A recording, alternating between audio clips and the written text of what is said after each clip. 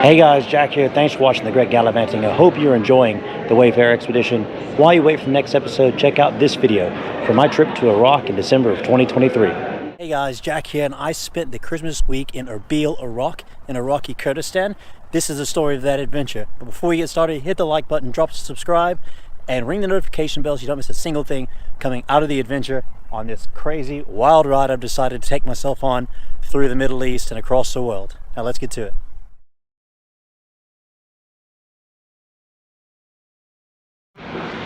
Alright guys, I'm in the Amman airport getting ready to go to Erbil. I board in about 15-20 minutes. This is the first time in a long time I've not really known what to expect when I get there because I'm going to Iraq, which is not a place most Americans go. So hopefully see you guys there.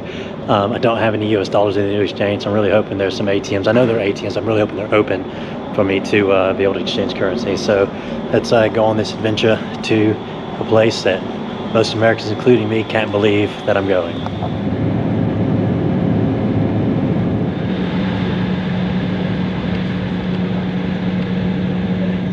Alright guys, I'm here, I made it, I'm in Erbil. It's not what I was expecting at all.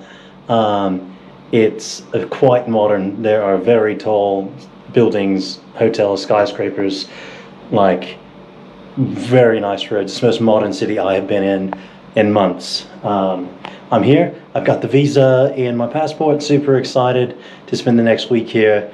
Even if I don't do a whole lot, just wandering this city after having been gone from this country for so many years, having not been in this part of the world, or this part of the world, but also this part of the country before. Like, I'm just ecstatic.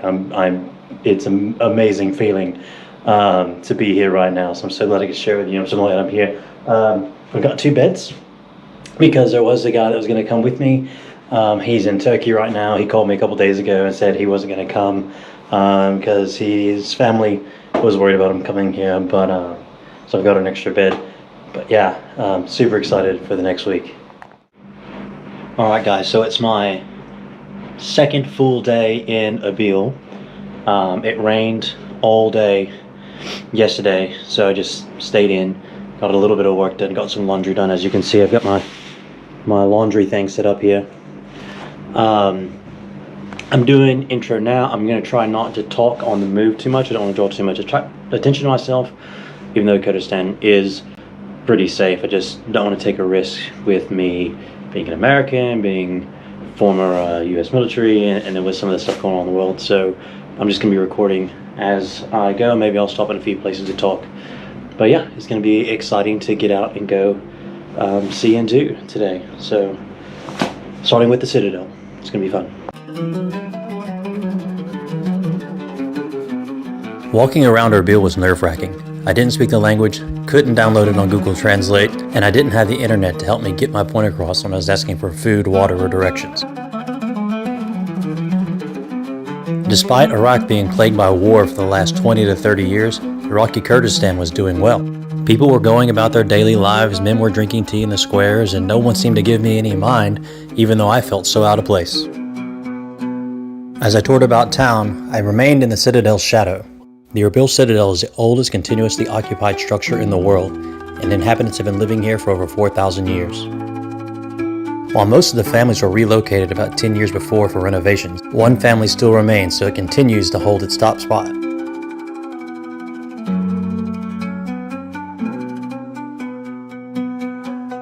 Of all the things I expected to see in Iraqi Kurdistan, Christmas decorations in the square was not one of them. I guess I had it in my mind that as a predominantly Muslim country, there wouldn't be such an overt celebration of a Christian holiday.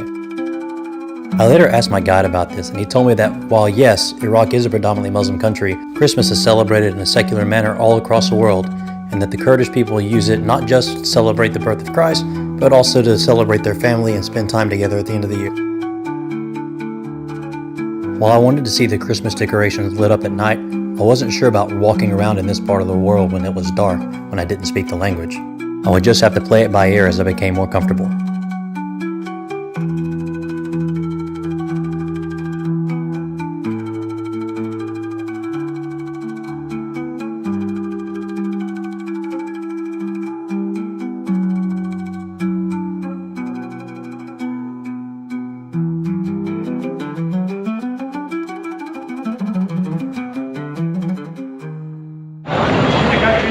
It's incredibly strange to be walking around here. Like, it's stressful, you know, in a traveling way, but it's very different, and I was not expecting to be walking around here. And so it's just, there's no tourists. I'm like the only like white person here. Some people keyed in on that and started speaking English to me immediately. Others just like, this guy. But the Citadel's closed, so I'm just walking around at this point.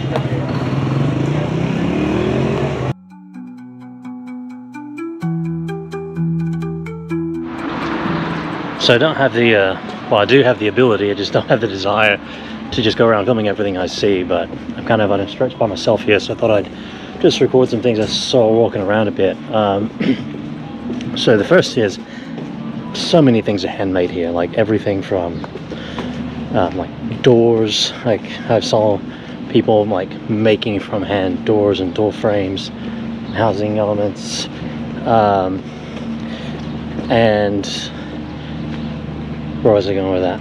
Oh yeah, and then also like things are fixed. Yeah, it's not like in the States where you just go buy a new one.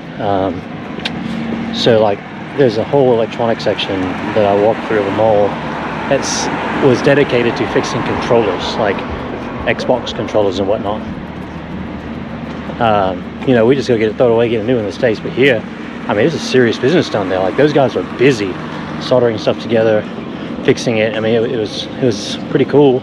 But also, you know, just a bit of a reminder that we're kind of wasteful in the States, and I'm in a place that's been racked with security problems for the last 20 plus years, and you just see the attitude they take on it. It's quite something to think about.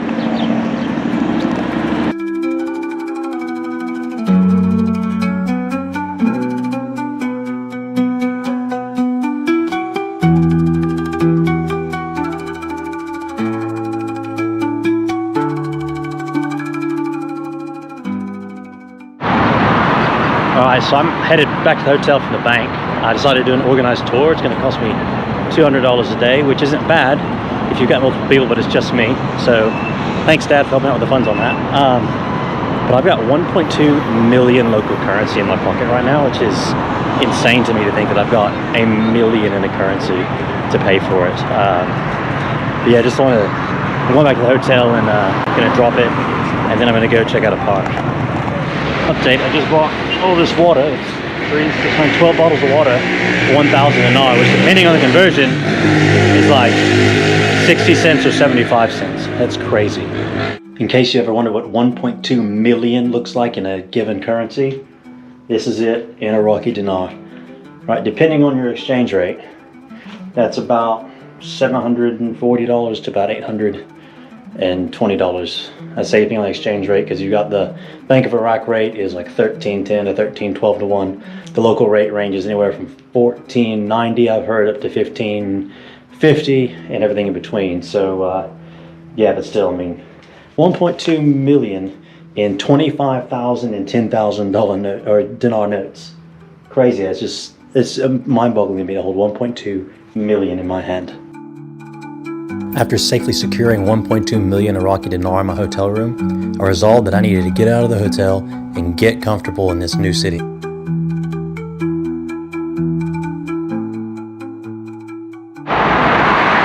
Crossed a 8-lane highway just now on foot. Talk about like weird experiences, like crossing an interstate, which is illegal in some states. And right behind me there, I'm not going to point because they got a lot of armed security there, but that's the PUK headquarters. Things that you hear about both in the news and in my line of work. It's weird to see the actual place. Yeah, it's an interesting feeling. The Sami Abdul Rahman Park was not far away, so I decided I would go explore, as it would force me to walk through several neighborhoods. I'd be lying if I said that initial walk wasn't stressful.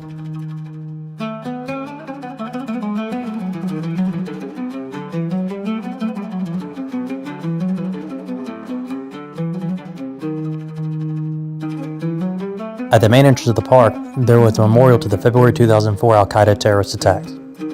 These two attacks killed 98 people, civilian, militants, military, it didn't matter. It was all a part of the Sunni insurgency in Iraq driven by Al-Qaeda in Iraq, led by Abu Musab al-Zarqawi, the founder of ISIS. This memorial is a reminder that people across the world aren't so different. Despite our differences in belief, we all honor our fallen heroes. Fortunately for the Iraqi Kurds, the Peshmerga and SIH managed to keep Al-Qaeda more or less out of the region. The Al-Qaeda terrorists are just another in a long line of enemies for the mountain tribes. As the Kurds say, no friend but the mountain.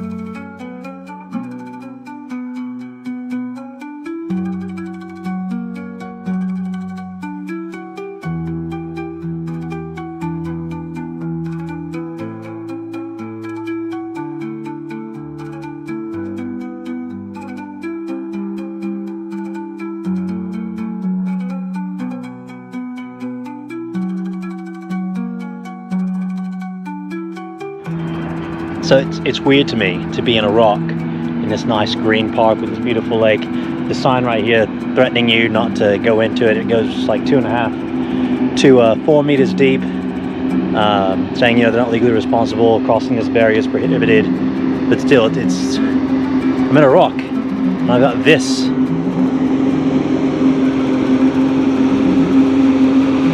Just goes to show that not everywhere is as popularly portrayed in the media. Being honest, walking around this park, while stressful because I was in Iraq, I actually felt more like I was in New York Central Park. There were even kids taking speedboat rides around the pond.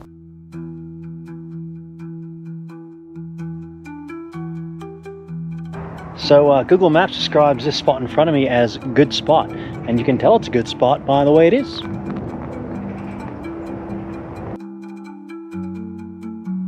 Go figure that after almost 6 months of travel, this Texan found himself drinking tea while watching horseback rides in Iraq.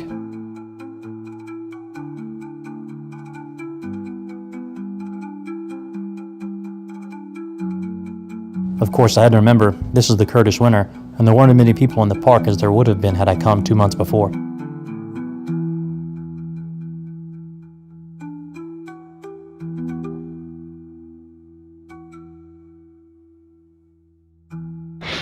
So as I'm walking toward the exit of this park, getting ready to go back to the hotel before I go to dinner, I'd like to recognize that yesterday, Christmas Day, there was an attack on the airport here, Erbil Air Base. It's the American/coalition side of the air base, by a suicide drone that wounded 3 service members, 3 U.S. service members. None of them killed, but some of them are in pretty bad shape. So I just want to recognize that while I'm in Kurdistan as a traveler, you know, I'm not having any issues that I've seen. I've got a guide that's going to show me some really cool things. There still is conflict here, and there still are soldiers in harm's way, even on Christmas Day. So just wanted to recognize them before, you know, I kind of sign off for the day, because, you know, they're still out there, and we really appreciate their service. After my day at the park, I finally felt comfortable enough to walk around at night, so I headed back to the square to enjoy the Christmas decorations.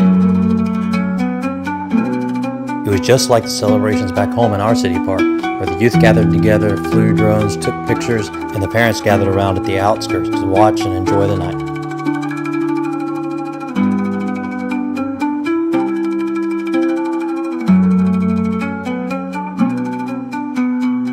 As much as I had been enjoying Erbil and becoming comfortable in the city, the next day I was heading out with my guide, Govan, to explore the rest of Iraqi Kurdistan. It was time to head back to the hotel and prepare for the 3-day journey ahead.